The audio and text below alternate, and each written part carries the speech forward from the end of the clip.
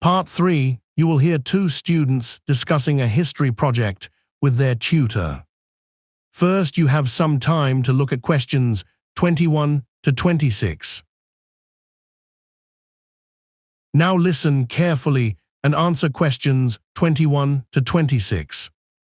Erin Mina, your proposal is about replacing one written assignment with a short history podcast. Before you collect data, I want to check the research design. Why did you choose podcasts rather than video presentations? We considered video, but the course already assesses visual sources in the museum task. Podcasts seemed better because they test how clearly students can explain an argument without relying on slides. Also, several students said they understood readings better when they had to speak through the argument aloud. That is a reasonable rationale. My concern is your first questionnaire. You ask students whether podcasts are more enjoyable than essays. That is not your central question. So we should ask about learning, not enjoyment. Exactly, enjoyment may matter, but the main issue is whether students build a more coherent historical argument. For evidence, we plan to compare final marks across two seminar groups. Marks can help, but what problem might that create? The groups are taught by different tutors. One may mark more generously. Correct, if you use marks, you need moderation or a common rubric. We could ask both tutors to mark a sample anonymously with the same criteria. That would be stronger. Now, what will you do with technical quality? Some students have better microphones. We decided not to grade sound production unless poor sound prevents understanding. We do not want to reward expensive equipment.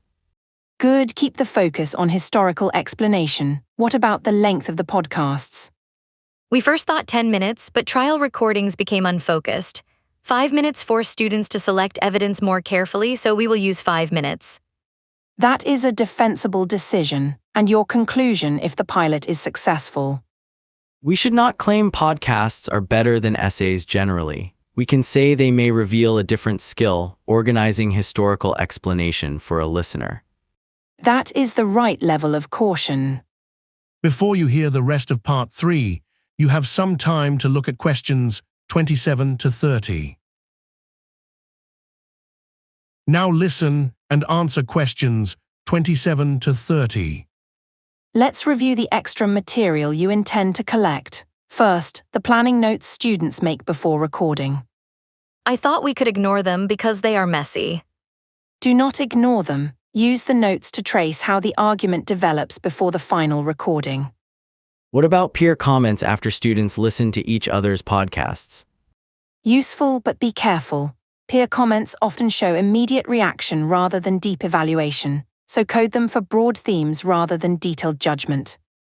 We also have the editing logs from the recording software. They show how many times students cut or moved sections. Those are valuable for process evidence. They may show revision behavior that an essay draft would normally hide. Finally, we wanted to include listener download numbers from the class page. I would exclude those from the analysis. A download does not mean anyone listened carefully, and the numbers may reflect curiosity rather than learning. So planning notes show development, peer comments show themes, editing logs show process, and download numbers are excluded. Exactly, make those decisions explicit in your methodology section. That is the end of Part 3.